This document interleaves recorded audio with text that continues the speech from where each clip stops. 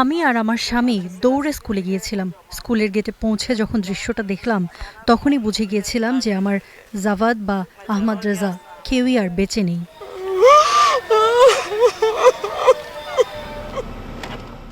ধিক্কার আমেরিকা আর তাদের তথাকথিত সাহায্যের।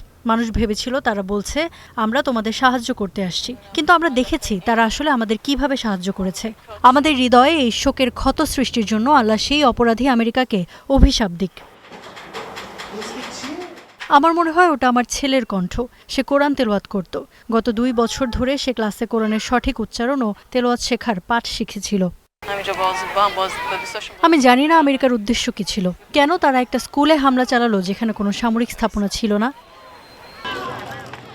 এই শিশুরা নিষ্পাপ। আমরা কখনো এমন কিছু কল্পনাও করিনি। যদিও জানতাম যুদ্ধ শুরু হয়েছে, তবুও আমরা এতটা আতঙ্কিত বা ভীত ছিলাম না। আমরা বারবার বলছিলাম তারা কখনো মিনাবকে লক্ষ্য করবে না। মিনাবে আক্রমণ করার মতো কিছুই ছিল না।